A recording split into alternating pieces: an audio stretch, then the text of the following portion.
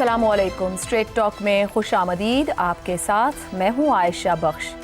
बलोचिस्तान एक बार फिर दहशतगर्दी की संगीन लहर की जद में है और इसी तनाजुर में आज कोयटा में वज़ीर आज़म शहबाज शरीफ की ज़ेर सदारत नेशनल एक्शन प्लान की सूबाई एपेक्स कमेटी का हम इजलास हुआ है।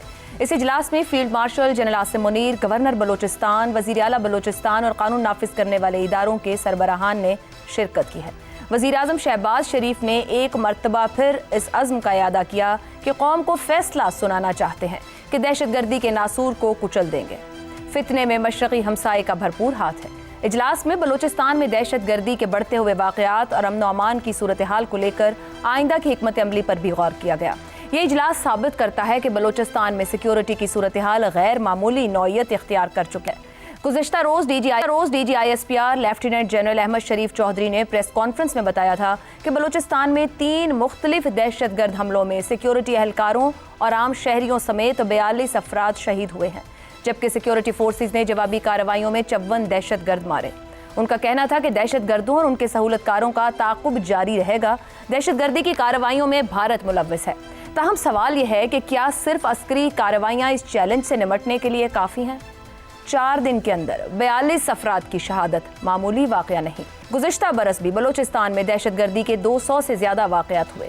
इन हालात में यह मामला महज सिक्योरिटी इदारों तक महदूद नहीं रहता, बल्कि कौमी सियासी क़यादत की मुश्तरका ज़िम्मेदारी बन जाता है। ज़रूरत इस अमर की है कि इस सूरत हाल पर फौरी तौर पर पार्लियामेंट का मुश्तरका इजलास और कौमी सलामती कमेटी इजलास बुलाए जाए, जिसमें हुकूमत, अस्करी क़यादत और अपोजिशन जमातें एक मेज़ पर बैठकर जामे हिकमत अमली तय करें।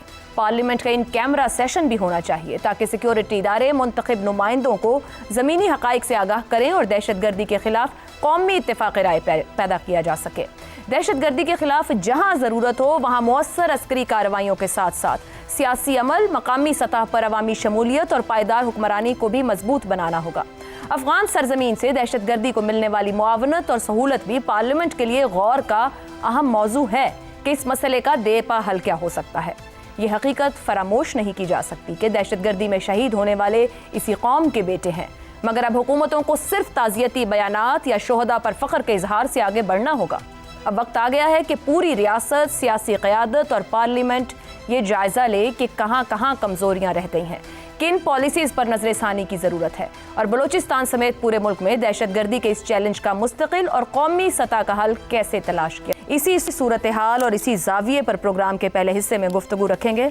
प्रोग्राम में हमारे साथ हैं ज़ैगम खान, रज़ा रूमी, आमिर अहमद खान और शहजाद चौधरी साहब। प्रोग्राम का सवाल आप सभी के लिए। बलोचिस्तान फिर दहशतगर्दी, फिर एपेक्स कमेटी इजलास, दहशतगर्दी के नासूर को कुचलने के अज़्म का फिर से इयादा।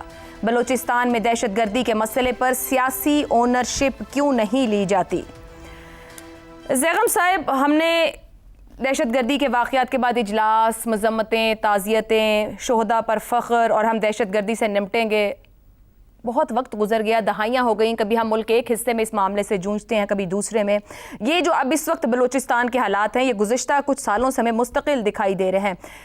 पॉलिटिकल लीडरशिप की ओनरशिप कहाँ है, क्यों दिखाई नहीं देती, क्यों वो उस तरह से ग्राउंड पर दिखाई नहीं देते इस मसले के हल के लिए? देखिए, सियासी ओनरशिप के लिए सियासत का होना ज़रूरी है।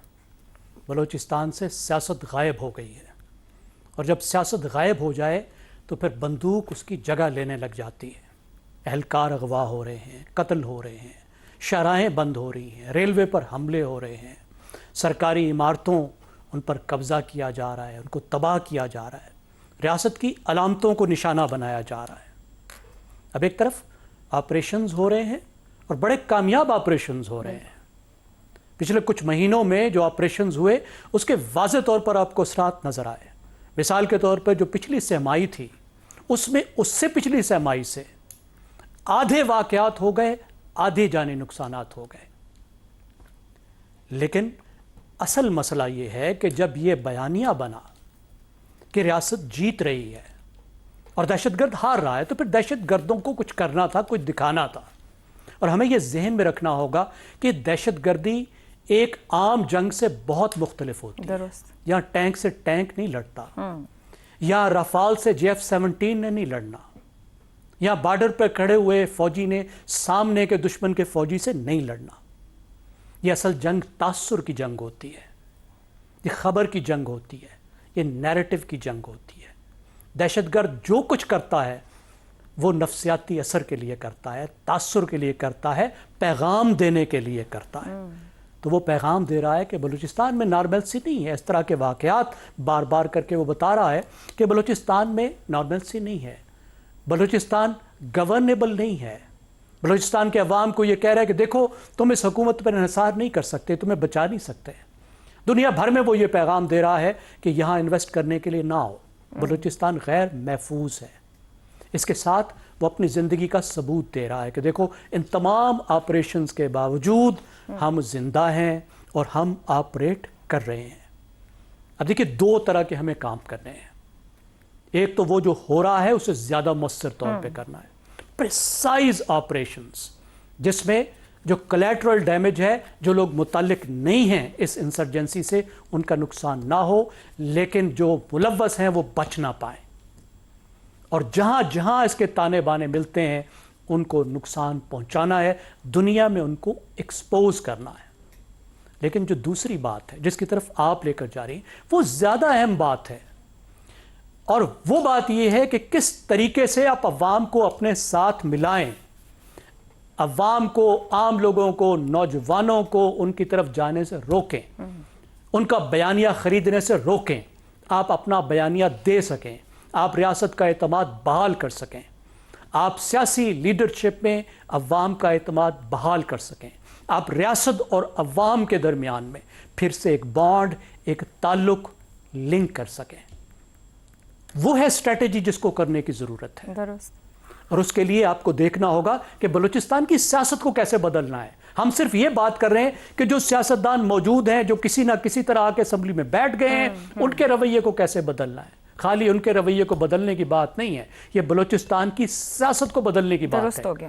سیاست کو نمائندہ سیاست بنانے کی بات ہے, سیاست کو عوامی بنانے کی بات ہے, جس کے لیے آپ کو جو بھی آئین کے اندر رہتے ہوئے سیاست کرنا چاہتا ہے, اپنے حقوق کی بات کرنا چاہتا ہے, اپنے وسائل کی بات کرنا چاہتا ہے, شناخت کی بات کرنا چاہتا ہے, یہ کوئی جرم نہیں ہے, کوئی غداری نہیں ہے, انہیں اجازت دے. اور آخری بات عائشہ, آخری ایک فکرہ, وہ یہ ہے کہ اس وقت چیلنج یہ نہیں ہے کہ جو پہاڑوں پر چلے گئے ہیں ان کو کیسے ختم کرنا ہے. انہوں نے تو مرنا ہی مرنا ہے, انہوں نے موت کا انتخاب کر لیا ہے. چیلنج یہ ہے کہ وہ نوجوان جو یونیورسٹی میں ہے, جو کالج میں ہے, جو گاؤں میں ہے, جو شہر ہے, اس کو پہاڑ پر جانے سے کیسے روکنا. اعتماد کی بحالی بہت ہی عام نقطہ ہے. عامر احمد خان صاحب, اب جیسے زیغم صاحب نے کہا کہ نمائندہ سیاست, عوامی سیاست صوبوں تک بھی جائیں, مگر ملک میں قومی اسمبلی ہے, سینٹ ہے, تمام بڑی سیاسی جماعتیں بھی موجود ہیں, ہر طرح کے ایشو پہ بات کرتی ہیں. جب میں بلوچستان کے معاملے کو لے کر جب بات کر رہی ہوں, حکومت بھی بار بار یہ کہہ جائے کہ دہشت گردی کے ناسور کو کچلنے کے عزم کا اعادہ کرتے ہیں, وہ جو سیاسی عزم, وہ جو سیاسی ترجیح ہے, وہ کیوں نہیں دکھائی دیتی ہے؟ خود سے ایکٹیو ہوں, خود سے موجود ہوں مختلف جگہوں پر, خود جائیں, آگے بڑھیں. کہ جب ہم متوسط طبقے کی, مڈل کلاس کی بات کر رہے ہیں, اسٹوڈنٹس کی بات کر رہے ہیں, تو ان کے ساتھ ایک کنیکشن بلڈ کرنا, انٹریکٹ کرنا, وہ تو پورے ملک کے سیاستدانوں کا کام ہے. رائٹ عائشہ, اور میں اس سے بہتر سمری نہیں دے سکتا جو کہ ابھی زیغم خان نے اس جملے میں دی ہے اپنے, کہ پرابلم اس لیے ہے, پرابلم کہ سیاست ملک سے ختم ہو گئی ہے. اب وہ کس طرح سے اور کہاں کہاں ہمیں نظر آتی ہے. دیکھیں, ایپیکس کمیٹی کا اجلاس ہوتا ہے نا, اس میں کوئی شک نہیں, بہت ویل انفارمڈ ڈسکشن ہوتی ہوگی وہاں پر, اور بہت بڑے بڑے فیصلے کرتے ہوں گے. لیکن پرابلم یہ ہے کہ ایپیکس کمیٹی کے اجلاس سے باہر کچھ نہیں ہو رہا, کیونکہ جس سیاست کے ختم ہونے کا زیغم خان نے ذکر کیا ہے نا, اس کی غیر موجودگی کے اندر, ان اجلاس کے اندر جو مرضی بھی ہو جائے, اس کو آپ باہر جو ہے وہ کیسے پہنچائیں. اور باہر پہنچانے کا ایک ہی ذریعہ ہے, ایک ہمیں مان کے چلنا ہوگا کہ یہ ایک ایسا مسئلہ بن گیا ہے کہ جس کا کوئی کوئک فکس نہیں, اور اگر اس کا کوئی فوری حل نہیں ہے تو سلو فکس یا ایک لمبے عرصے کے اوپر اگر ہم اس کا حل تلاش کرنے کے لیے, تو اس کے کیا عناصر ہیں جس کے اوپر ہمیں خصوصی توجہ دے گی.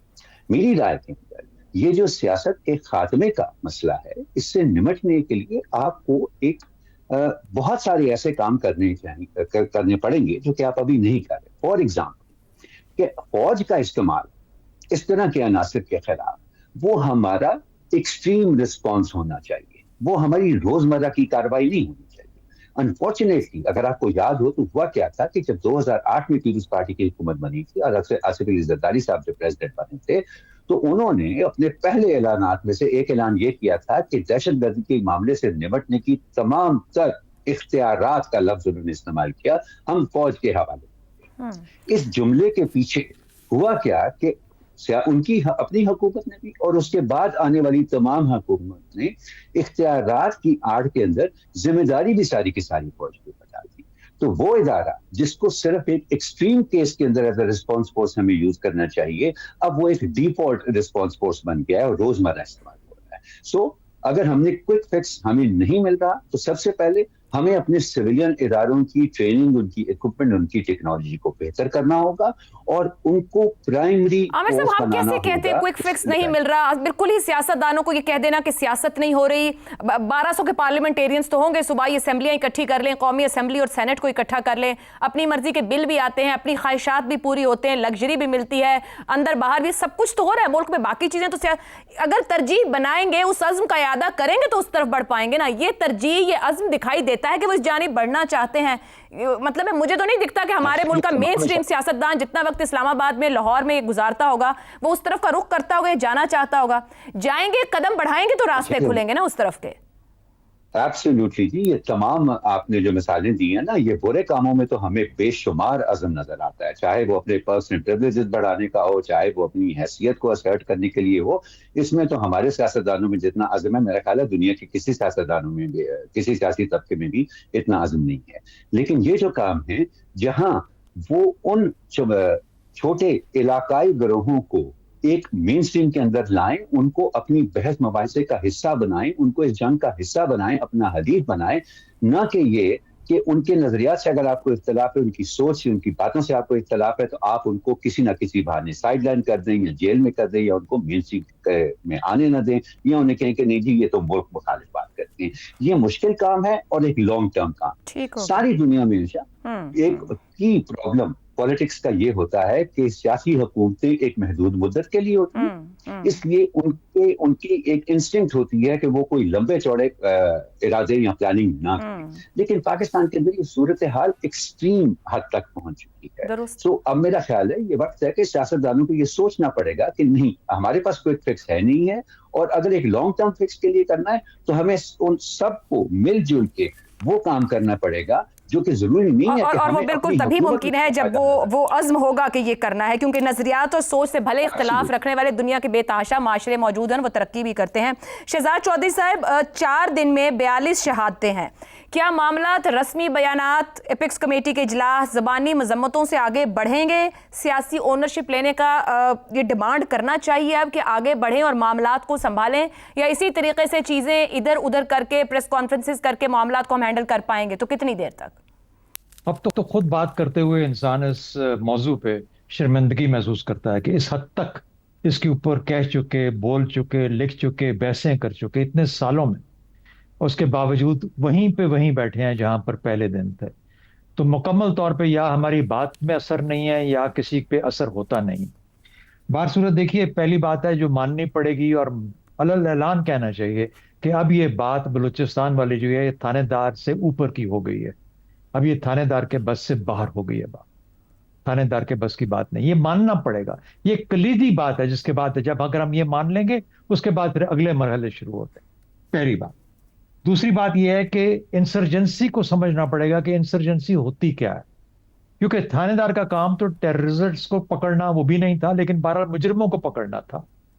یہ جب تھانے دار سے بہت اوپر بات چلی گئی تو اس کا مطلب ہے پھر یہ بات آ گئی انسرجنسی کے اندر. انسرجنسی دنیا میں فیل بھی ہوئی ہیں, کامیاب بھی ہوئی ہیں. جو کامیاب ہوئیں وہ کیوں ہوئیں, جو فیل ہوئیں وہ کیوں ہوئیں, اور جو فیل ہوئی ہیں ان کو حکومتوں نے اس وقت کی جو طاقتیں تھیں, ان کے جو لوگ تھے یا سویلائزیشن تھی, انہوں نے کیسے اس کو فیل کرایا ان انسرجنسیز کو. تو جب تک یہ مجھے نہیں معلوم کہ چیف منسٹر بلوچستان یا ان کی کابینہ یا ان کی ٹیم یا ان کی سیکیورٹی اپریٹس نے اس کے بارے میں کتنا پڑھا ہے. دنیا کی تاریخ میں یہ سب چیزیں موجود ہیں, ان کو پڑھ کے ان سے سیکھیے کہ لوگوں نے کیسے ان چیزوں کو مینج کیا. میں زیادہ بات اس لیے نہیں کروں گا پڑوس کے ملک کی, کیونکہ وہاں پہ بھی ایک مثال موجود ہے. کچھ علاقے خراب ہیں, کچھ علاقے خاموش ہو گئے ہیں. تو کہیں نہ کہیں پہ جا کے ہمیں کچھ نہ کچھ ہر ایک سے سیکھنا پڑے گا کہ کیسے معاملات کیے جاتے ہیں. تیسری بات، یہ کانفرنسیں اور یہ اے پی سیز اور اعلانات بہت ہو چکے آغاز حقوق بلوچستان سے لے کے اب تک. اس لیے یہ عائشہ نہ کہیے کہ یہ واپس آ کے سب کو بٹھائیں اور پھر سے سوچیں. یہ سب سوچ چکے ہیں، یہ سب دیکھ چکے ہیں، ان کو پتا ہے کرنا کیا ہے. یہ کر کیوں نہیں پاتے؟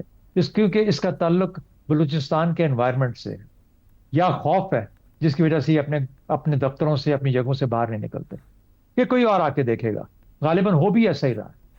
تو جو منسٹرز بنتے ہیں، جو کہ کیبنٹ ہوتی ہے، جو ممبران ہیں، وہ اس حد تک تو اپنے تمام فائدے لیتے ہیں، لیکن وہ جو کام کرنا ہے، جس کی وجہ سے جو بیگم صاحب کہہ رہے تھے کہ جو پہاڑوں پہ چلے گئے ان کو واپس نہیں لانا، لیکن اور لوگوں کو وہاں جانے سے روکنا ہے. اگر یہ فرق بھی سمجھ جائیں وہ لوگ، تو ان کے لیے جو کٹ آؤٹ ٹاسک ہے وہ سب سے پہلے اور سب سے اہم موجود ہے. پھر جب کہا جاتا ہے ایپیکس کمیٹی ضرور ہونی چاہیے. صاحب قطع کلامی کی معذرت، کیا جو پولیٹیکل لاٹ موجود ہے، یہ جو ابھی آپ نے آخری نقطہ بولا کہ یہ سمجھ جائیں، کیا وہ یہ سمجھ رکھ رہے ہیں، ترجیح رکھ رہے ہیں، عزم رکھ رہے ہیں؟ میرا خیال ہے سمجھ رکھے رہے ہیں، لیکن ان سے کوئی اس وقت ڈیمانڈ نہیں کر رہا. جو بلوچستان کے عوام ہیں وہ اسی لیے تو ان سے متنفر ہو چکے ہیں یا ہو رہے ہیں. یعنی کیوں کہا جاتا ہے کہ بلوچستان کا نوجوان آپ سے ناراض ہے؟ کیوں ناراض ہے؟ میں ناراض لوگوں کی بات نہیں کر رہا جو پہاڑوں پہ بیٹھے ہیں، جو ناراضگی جن کے دلوں میں زیادہ بنتی جا رہی ہے. تو میرا خیال ہے کہ ہمارے وہ تمام اکابرین، وہ جو بڑے بڑے زعما اس وقت ہیں، ان سب کو سمجھنا چاہیے کہ معاملہ اس جگہ تک پہنچ چکا ہے کہ ہم یہ کہنے پہ مجبور ہو رہے ہیں کہ یہ اب ٹیررزم نہیں ہے، یہ پکی انسرجنسی ہے. اور اگر ہم نے اس کو اکٹھا رکھنا ہے تو یہ جو بلوچستان کے جو لوگ ہیں، جو بلوچ ہیں، ان کو یہ یقین دلانا ہے، یہ باور کرانا ہے کہ ہم جو کچھ بھی ہیں، ہم آپ کے ساتھ، ہم سنسیئر ہیں اور ہم آپ کے لیے سب کچھ کرنے کو تیار ہیں. سب فائنل پوائنٹ، جو ہماری یہ میٹنگز ہوتی ہیں ایپیکس کمیٹیز کے اندر، پرائم منسٹر صاحب جاتے ہیں، بدقسمتی سے ہر دفعہ جا کے وہی اعلانات دوبارہ دہرا دیتے ہیں. صرف اعلانات ہوتے ہیں اور بڑے بڑے اعلانات ہوتے ہیں. امپلیمنٹیبل اسٹریٹجیز ایک بھی میرے خیال میں وہاں پیش نہیں کی جاتی. شاید ایک آدھ کی جاتی ہو، لیکن اس کے بعد پھر ذمہ داریاں ایلوکیٹ کرنا کہ یہ اسٹریٹجی ہے، تمہاری یہ ذمہ داری ہے، میں 2 مہینے بعد آؤں گا، 6 ہفتے بعد آؤں گا، میں آپ سے پوچھوں گا کہ آپ نے اپنی ذمہ داری میں کیا کیا کیا، کس کس سے ملے، کس طرح معاملات طے کیے. اب یہ جو باتوں اور نیریٹیوز اور بیانیوں کی کہانیاں جو ٹی وی پہ بیٹھ کے ہم سنتے ہیں اور ٹی وی پہ انٹرویوز میں آتی ہیں، اس کا وقت نہیں ہے. اب فیلڈ میں جا کے کام کرنے کا ہے، اپنی جان کو داؤ پہ لگا کے بلوچستان کو بچانے کا وقت. درست ہو گیا. رضا رومی صاحب، کیا صرف کائنیٹک آپریشنز کافی ہیں یا اب سیاسی انگیجمنٹ ناگزیر ہو چکی ہے، معاملہ ہاتھ سے نکل رہا ہے؟ جس طریقے سے یہ وارداتیں کی ہیں دہشت گردوں نے، اور یہاں علیحدگی پسند جو بھی کہیں مختلف گروپس کام کر رہے ہیں، اور یہ ایک بہت بڑا چیلنج ہے پاکستان کی ریاست کے لیے، کیونکہ یہ مستقل ایک ایسا مسئلہ ہے اور ایک معاملہ ہے جہاں پر ہم دیکھ رہے ہیں کہ کوئی پروگریس نہیں ہو رہی. اور اس کی وجہ یہ ہے کہ ہم سارے کی جو کارروائی ہے اس کا محور کائنیٹک آپریشنز رہا ہے، سیاسی مسئلے کی طرف توجہ نہیں دی گئی. اور یہی آپ ابھی پہلے جو ہمارے ساتھی بات کر رہے تھے کہ سیاستدانوں کا جو رول ہونا چاہیے اور سیاسی مسئلوں کو سیاسی حل کے ذریعے ہی جو ہے وہ ٹیکل کیا جا سکتا ہے، تو اس میں تو کوئی شک نہیں. مگر ہماری جو بلوچستان کے حوالے سے ہماری تاریخ انفارچونیٹلی بہت ہی افسوسناک ہے کہ 2 بار کوششیں کی گئیں. ایک بار جب نواب اکبر بگٹی کا قتل ہوا، اس کے بعد ایک کمیٹی بنی، وہاں پر جا کر بات چیت ہوئی بلکہ بگٹی صاحب سے بھی پہلے جو ہے مذاکرات کی بات ہوئی تھی، بعد میں پھر ان کے خلاف کارروائی اور ایکشن کیا گیا. اور پھر جب آصف علی زرداری پریزیڈنٹ بنے تھے پہلی بار، اس کے بعد ایک بلوچستان پیکج کا اعلان بھی کیا گیا اور ایک سیاسی جو پورا لاہے عمل اس کو بھی مرتب کیا گیا، لیکن کہیں وہ گم ہو گیا. سارے جو پاکستان میں اس طرح کے لاہے عمل بنتے ہیں اکثر وہ یا تو فائلوں میں دب جاتے ہیں، مسلطوں کی ناظر ہو جاتے ہیں. اور یہاں ابھی یہی ہوا ہے کہ کوئی سیاسی اپروچ یا حکمت عملی نہیں ہے. اور بدقسمتی سے یہ معاملہ 3 سطحوں کے اوپر ایگزسٹ کرتا ہے عائشہ. پہلا تو بلوچستان کے جو لوکل عوامل ہیں، کنڈیشنز ہیں، جس میں کہ ایک کہنے کو صوبائی حکومت تو ہے، لیکن کیا صوبائی حکومت کے اوپر لوگوں کا ٹرسٹ ہے؟ کیا اس کی فنکشننگ قابل رشک ہے؟ کیا کرپشن جو ہے وہ نہیں ہو رہی، اس پہ کوئی کنٹرول کیا گیا ہے؟ کیا لوگوں کو جو ہے انوالو کیا گیا ہے گورننس کے معاملے میں؟ ایسا نہیں دکھتا. دوسرا اس کا نیشنل لیول ہے کیونکہ بلوچستان کی اہمیت ہماری قومی سلامتی کے لیے، فیڈریشن کے لیے بھی ہے، اور وہاں پر یقیناً سیکیورٹی فورسز اور ہر طرح کی وہاں پہ ایجنسی بھی آپریٹ کر رہی ہے، رینجرز بھی وہاں پر ہیں، فیڈرل فورسز بھی ہیں جو کہ پیراملٹری ٹروپس ہیں جو کہ بارڈرز کو بھی گارڈ کرتے ہیں اور معاملات بھی کرتے ہیں، سی پیک بھی وہاں پہ ہو رہی ہے، فورن انویسٹمنٹ بھی ہے، بڑے پروجیکٹس بھی لگے ہوئے ہیں، اس سے مرکز کا بھی وہاں پہ فوکس ہے۔ تو مرکز کے لیے وہاں پر ایک سیاسی طریقہ ڈھونڈنا اب اور بھی اہم ہو چکا ہے۔ مگر جو تیسرا زیادہ کمپلیکیٹڈ ایشو ہے وہ جیو پولیٹکس ہے۔ وہ یہ کہ بلوچستان صرف ایک مقامی صوبائی یا قومی ایشو نہیں، بلکہ وہ ایک ریجنل جیو پولیٹیکل اور انٹرنیشنل ایشو بھی ہے، جہاں پہ پاکستان کی ہاسٹائل طاقتیں جو ہیں اس کو ایک بیٹل گراؤنڈ بنائے ہوئے ہیں، جن میں سر فہرست افغانستان ہے، کیونکہ افغانستان سے ہی یہ جو علیحدگی پسند گروپس ہیں، جو اطلاعات آئی ہیں انڈیپینڈنٹ بھی اور گورنمنٹ کی طرف سے بھی کہ وہاں پر ان کو ہتھیار دیے جاتے ہیں، ٹریننگ ہوتی ہے، پیسے آتے ہیں، اور پھر انڈیا کا کل ذکر بھی کیا ڈی جی ISPR نے، اور بالکل انڈیا کی یہ خواہش ہوگی، جی آج وزیر اعظم نے بھی کیا، ان کی یہ خواہش ہوگی بالکل۔ تو اب دیکھیے نا، یہ 3 سطحوں کے اوپر یہ معاملہ بہت پیچیدہ اور مشکل ہے، لیکن کیا یہ حل نہیں ہو سکتا؟ بالکل حل ہو سکتا ہے۔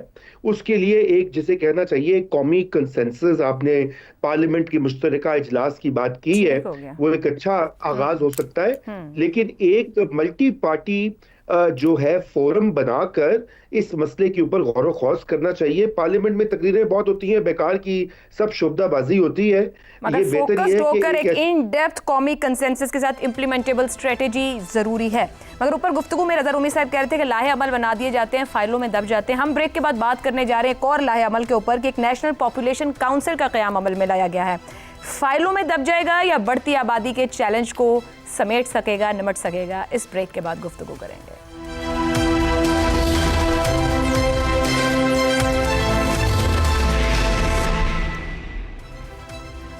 پروگرام میں ایک بار پھر خوش آمدید۔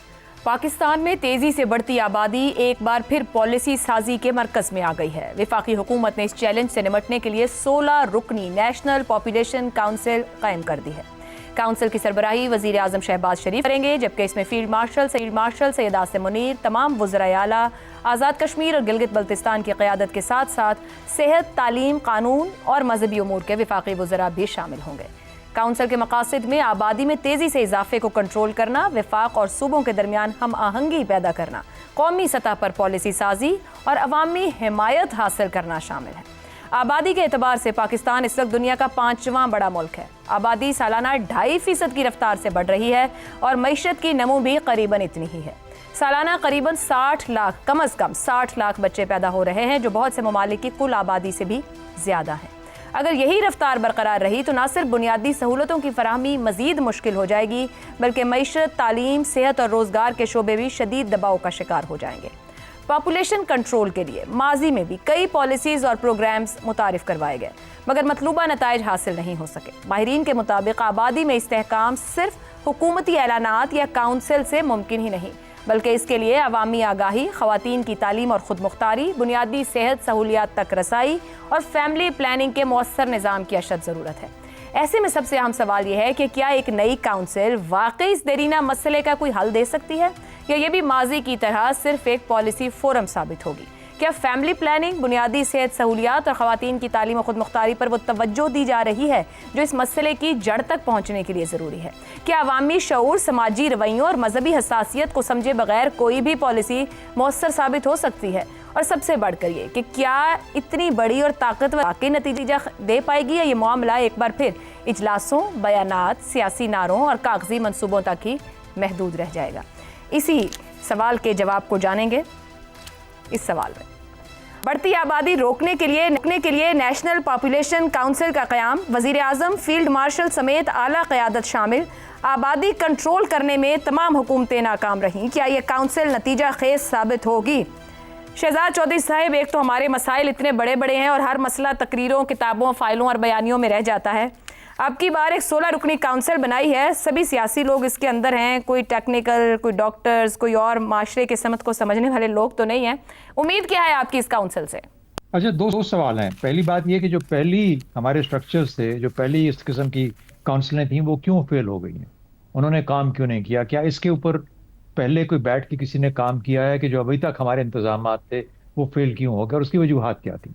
अगर हम वो वजूहात डिटर्मिन कर पाए तो शायद हमें इसका किसी भी कमेटी के तहत या आइंदा का जो लाया अमल है वो तय करने के लिए बहुत आसानी हो जाएगी। दूसरा सवाल मेरा ये है, ये जो बाकी वजीर आजम हैं या जो बाकी वज़रा हैं या जो बाकी जिम्मेदारान हैं, इनकी मौजूदगी में ये खुद से क्यों नहीं काम कर पाएंगे। बाकी मामला सारे फिर आ जाते हैं पॉपुलेशन कंट्रोल के, उसकी बहुत सारी चीजें आपने वाजे कर दी। एक फाइनल चीज उसके बारे में जो कहना चाहता हूं कि अगर ये लोकल बॉडीज किसी जमाने में जिस तरीके से हुआ करती थी, जिला काउंसिल, तहसील काउंसिल, फिर मोहल्ले के लेवल के ऊपर मोहल्ला कमेटियां वगैरह वगैरह, अगर ये सब चीजें अपनी जगह पे मौजूद होती हैं तो मोहल्ला कमेटियों के लेवल के ऊपर ये जो इस किस्म का जो इंफॉर्मेशन है, ये जो पैगाम है, जो गुफ्तगू है, ये हम आसानी के साथ और इफेक्टिवली वहां पे कर सकते थे। हमें पहुंचाने की जरूरत नहीं थी, हमें ये एड कैंपेन्स रन करने की जरूरत नहीं थी, क्योंकि वो कोई देखे कोई ना देखे। लेकिन जब वो लोग बैठ के वहां पे एक जिम्मेदारी के साथ बात करेंगे, इमाम को साथ बिठाएंगे, खुद बात करेंगे, वहां पे जिम्मेदारान बात करेंगे, तो मोहल्ले वाले खुद गुफ्तगू करके इसके लिए किसी ना किसी तरीके से, बाकी फिर जो जो जो हुकूमत होती है उसने रिसोर्सेज प्रोवाइड करनी होती हैं और वो रिसोर्सेज प्रोवाइड करने का इंतजाम होना चाहिए ये। लेकिन मेरे ख्याल में पहला ये डिटरमिन कर लें कि पहले लोग क्यों काम नहीं कर सके, अभी तक फेल क्यों हुए। दुरुस्त हो गया। रजा रूमी साहब, वजीर आजम कहते हैं तेजी से बढ़ती आबादी से कौमी वसाइल पर दबाव है और तरक्की के लिए बड़ा चैलेंज है, और माजी के सभी वज़ीर आजम ये कहते रहे, और हमारे जो मौजूदा वजीर आजम है उनकी तो 3 दहाइयों से जायद की सियासत है। अब ये फरमाइए कि आबादी कंट्रोल करने की बातें सिर्फ एक सियासी नारा ही है? मेरे ख्याल से सियासी नारा तो यकीनन है, लेकिन यूं भी लग रहा है कि एक तवज्जो जो है बिल आखिर पाकिस्तान की हुकूमत की और रियासती इदारों की इस अहम मसले की तरफ कुछ कुछ मबसूल होती दिखाई देती है। और उसकी वजह ये है कि हम काफी अरसे से सुन रहे हैं कि 28वीं तरमीम में जो आबादी को कंट्रोल करने का जो शोबा है या मिनिस्ट्री है उसको वापस फेडरल लेवल पर ले आया जाए, क्योंकि जब से इसको सूबों के पास भेजा गया है तो वहां पे कोई खातिर ख्वाब प्रोग्रेस नहीं हुई। अब अल्लाह जाने कि क्या मरकज में आने से कोई अच्छी प्रोग्रेस होगी कि नहीं, ये आई से ये सिर्फ प्रायोरिटीज की बात होती है और मसाइल की बात होती है। देखिए, पाकिस्तान में ये सबसे बड़ा एक मसला है और ये एक टिकिंग टाइम बॉम्ब है, और अगर इसका इदराक हो चुका है क़यादत को तो ये तो खुशाइन बात है। और ये काउंसिल बनना, अब इसमें कौन लोग हैं और पहले भी काउंसिल बनी है, ये तो वक्त ही बताएगा कि ये पहले वाला मामला होगा या शायद इस बार कुछ एक नया जो हम देखेंगे, अज़्म देखेंगे, नई प्लानिंग देखेंगे। क्योंकि हमने पहले देखा है आयशा कि सूबाई जो महकमे हैं वो उनकी नाकामी इसलिए हुई कि उनके पास वसाइल नहीं थे, और दूसरी चीज जो मजहबी यहाँ पर एक रुझानात है, कदामत परस्ती है, तंग नजरी है इस इशू के ऊपर, उसको भी टैकल करने के लिए अगेन एक कौमी पॉलिसी चाहिए। और उसमें जो दीगर मुसलमान ममालिक हैं, ईरान हो, बांग्लादेश हो, मिस्र हो, इंडोनेशिया, उन्होंने इसको टैकल किया है और इस मसले के ऊपर हल किया है। अच्छा, और फाइनली इसमें जो मैं पॉइंट आपसे ये कहना चाहता हूँ वो ये है कि देखिए, दुनिया भर में अब ये बात वाज़े हो चुकी है कि ख़वातीन की तालीम, लड़कियों की तालीम ख़ुसूसन सेकेंडरी लेवल के ऊपर सबसे बड़ा फैक्टर बनती है आबादी के कंट्रोल के ऊपर। जब लड़कियां पढ़ लिख जाती हैं तो इसका ये मतलब है कि सिर्फ ये पॉपुलेशन प्लानिंग की काउंसिल बन के कुछ प्रोजेक्ट स्टार्ट करके काम नहीं बनेगा, बल्कि आपको जो बुनियादी मसला है तालीम का और की जरूरत है। बात वहीं आगे कि माजी की नाकामी की वजूहात भी साथ रखनी जरूरी होंगे। ब्रेक लेते हैं, ब्रेक के बाद गुफ्तगू आगे बढ़ाएंगे।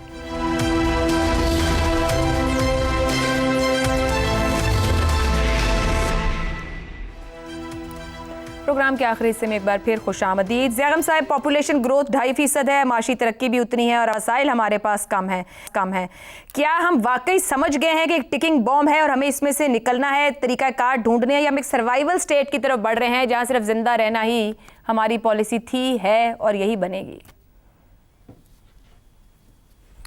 एक बंदा एक हकीम के पास गया पेट के दर्द की शिकायत लेकर, तो हकीम ने उसे ऐनक लगवाने भेज दिया ताकि उसे अच्छी तरह नज़र आए कि वो खाता क्या है।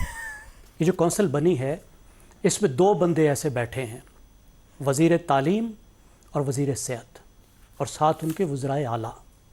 ان سے پوچھنے کی ضرورت ہے کہ 5-6 گنا بجٹ کے اضافے کے بعد تعلیم میں کوئی فرق کیوں نہیں پڑا، خواندگی کیوں نہیں بڑھی، صحت بہتر کیوں نہیں ہوئی؟ کیونکہ فیملی پلاننگ کا جواب ان 2 باتوں میں ہے۔ ہمارے سامنے مثال ہے بنگلہ دیش کی، ایران کی، انڈونیشیا کی۔ بنگلہ دیش تو بالکل ہم جیسا ہے، ہم سے الگ ہوا تھا۔ انہوں نے کیا کیا؟ پرائمری تعلیم پر، پرائمری صحت پر سب سے پہلے فوکس کیا، اور فیملی پلاننگ کو پرائمری صحت کا، بیسک ہیلتھ کا حصہ بنایا۔ یہاں آدھی سے زیادہ آبادی کے پاس، 70% آبادی کے پاس سرکار کی پرائمری ہیلتھ اویلیبل ہی نہیں ہے۔ آپ کیسے پہنچیں گے وہاں تک؟ یہ خالی نعرے لگانے سے تو نہیں ہوگا نا۔ دوسری بات، اگر تعلیم نہیں ہوگی، خاص طور پر بچیوں کی تعلیم نہیں ہوگی، تو آپ کیسے ایک فیملی پلاننگ کے پروگرام کو کامیاب بنائیں گے؟ یہ 2 چیزیں ہیں جو سب سے پہلے بدل دیتی ہیں اس پوری ایکویشن کو، اور ہمارے ارد گرد ان 2 چیزوں کو بدل کر ساری دنیا نے پاپولیشن کی گیم بدل دی ہے۔ صرف ہم ہیں جو الٹے رخ جا رہے ہیں۔ ٹھیک، آپ دیکھ لیجئے، آس پاس ساؤتھ ایشیا کو دیکھیں یا ویسٹ ایشیا کو دیکھیں، کہیں بھی دیکھیں، سب میں آبادی کنٹرول ہو رہی ہے، بلکہ کم ہو رہی ہے۔ بالکل درست کہہ رہے ہیں۔ اور ہمارے ہاں حال یہ ہے کہ 3 کروڑ سے 25 کروڑ پہ پہنچ گئے ہیں، پانی کا بحران پیدا ہو چکے، پہلی واٹر سکیرس ہو چکے، بالکل درست، اور آگے پتہ نہیں کیا کیا ہوگا۔ آگے بحران در بحران دکھائی دیتے ہیں۔ عامر صاحب، آبادی کنٹرول کرنے کے بنیادی فیکٹرز جو ہم نے گفتگو بھی کی، عوامی آگاہی، خواتین کی تعلیم و خود مختاری، بنیادی صحت سہولیات یا فیملی پلاننگ کا مؤثر نظام، کیا ہم ان سب پر کام کر پائیں گے، کر رہے ہیں؟ اچھا، اگر تو کر سکتے تو ابھی تک کر چکے ہوتے ہیں نا۔ یہ کوئی مسئلہ آج تو نہیں اب پیدا سے کر ہوا، پائیں گے؟ یہ تو کئی سال اب سے آگے کر پانے کا۔ دیکھیں، جس طرح سے زیم خان نے سیاست کے خاتمے کا ذکر کر کے میری نظر میں دہشت گردی کے مسئلے کی نبض پر ہاتھ رکھ لیا تھا نا، اسی طرح سے رضا نومی نے عورتوں کی تعلیم کا ذکر کر کے پھر ایک دفعہ پھر انہوں نے اس مسئلے کی نبض پہ اپنا ہاتھ رکھا ہے۔ اچھا، یہ میں کیونکہ میرا ایجوکیشن سے تعلق ہے، تو یہ جو سنگل نیشنل کریکولم میں معاشرتی علوم کی 4تھی اور 5ویں جماعت کی کتابیں تھیں، مجھے بڑی خوشی ہوئی جب اس کے اندر پاپولیشن اور پاپولیشن گروتھ کے نقصانات کے اوپر خصوصی چیپٹرز رکھے گئے۔ اور مجھے یاد آیا کہ 1970 کے اندر جب میں اسکول جایا کرتا تھا، تو اس وقت کا جو سلیبس ہوتا تھا اس کے اندر بھی یہ چیزیں شامل تھیں، اور آپ کو یاد ہوگا کہ 1970 کے اندر ایک بڑی افیکٹو پاپولیشن کنٹرول کی کیمپین چلی تھی، جس کا بنیادی آغاز جو ہے وہ تعلیم کے سیکٹر سے ہوا ہے۔ تو اس کا بھی آپ کے پاس جو ہے وہ سارا جو ویر ودول ہوتا ہے نا، وہ آپ کے پاس ہے۔ اب ضرورت اس بات کی ہے کہ اس چیز کو ایک عزم کے ساتھ آگے بڑھایا جائے، اور عورتوں کی تعلیم ول ریمین دا کی۔ آپ باقی ساری چیزیں ایک طرف بھی کر دیں، صرف خواتین کی تعلیم پر توجہ دے دیں، آدھے سے زیادہ مسئلہ یہ خود بخود حل ہو جائے گا۔ میں سمجھتا ہوں کہ اس سے زیادہ کہنے کی کوئی ضرورت۔ بالکل ٹھیک ہو گیا، اور اسی پوائنٹ پر آپ سے پروگرام سے اجازت چاہیں گے۔ اللہ حافظ۔